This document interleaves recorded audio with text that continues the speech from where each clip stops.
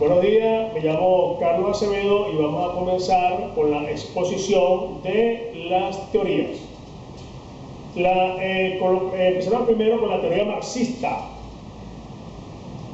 En dado caso es una línea del pensamiento que también se llama socialismo científico. La propuesta fundamental la hizo Marx y Engels. Es la de alcanzar una sociedad sin distinción de clases, donde tanto el proceso de producción como las fuerzas productivas y las relaciones que surgen de la producción se conviertan para todos en un bien social para todos nosotros. En esto se diferencia del capitalismo, donde el trabajo es social, pero la apropiación del mismo es privado. ¿Qué quiero decir con que es privado?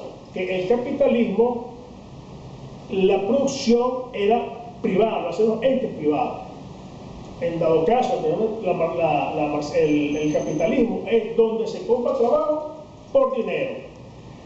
Entonces, en consecuencia, se abre la posibilidad de comenzar con un socialismo e ir hacia una sociedad sin clases sociales.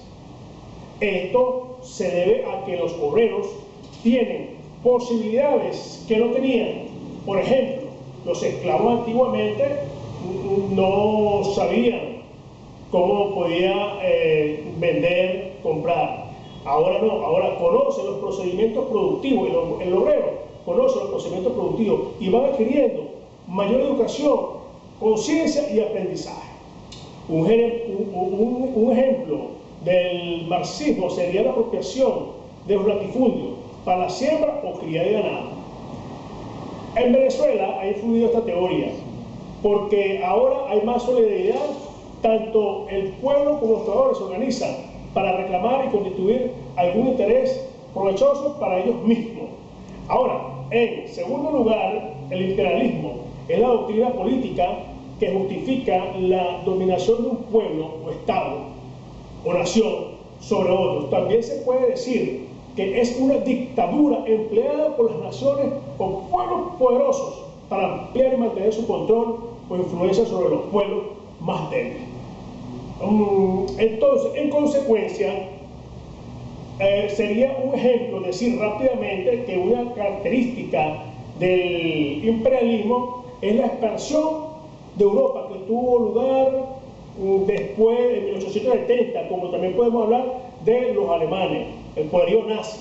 Generalmente el imperialismo no se aplica en nuestro estado, aunque subjetivamente, debo recalcar, se ha influido en los últimos 10 años, porque en nuestro país ha impuesto la doctrina que se está ejecutando en nuestro país, a varios países sudamericanos, como en otros países del mundo. Por ejemplo, tendríamos la doctrina de Perú, Bolivia, que han seguido el idealismo de los últimos años en Venezuela. En tercer lugar tenemos el sociologismo jurídico. Es una concepción judicial del derecho. Lo principal para que este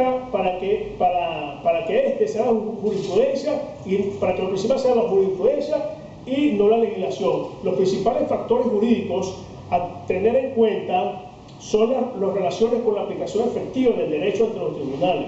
Las normas jurídicas ejercen un dominio menor sobre las decisiones de los equipamientos culturales, movilidades, como esté el juez en ese momento se determinará toda esa consecuencia. Estos factores son los que determinarán la solución jurídica de cada caso. El juez es el único creador del derecho.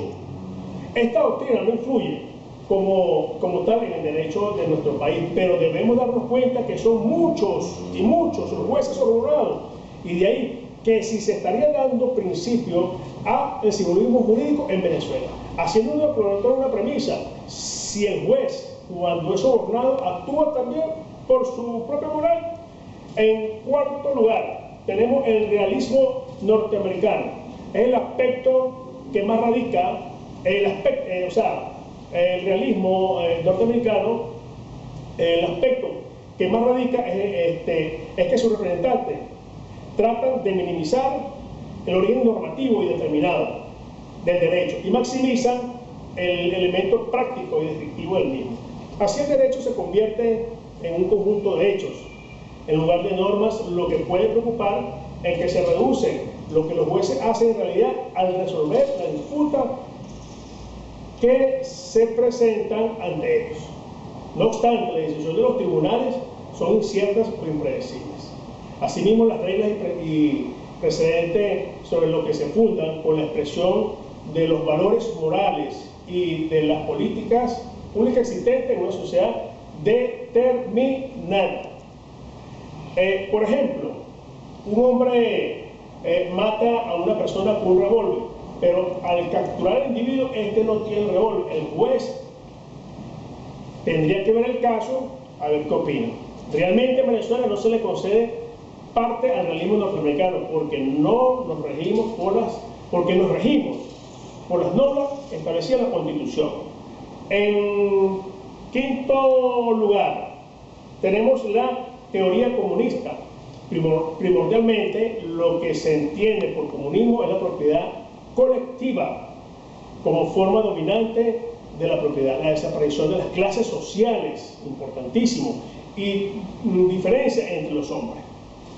Eso todo se elimina. Además, en una ideología política cuya principal aspiración es la conquista de una sociedad en la que los principales recursos y medios de producción pertenezcan a la comunidad y no a los individuos como tal.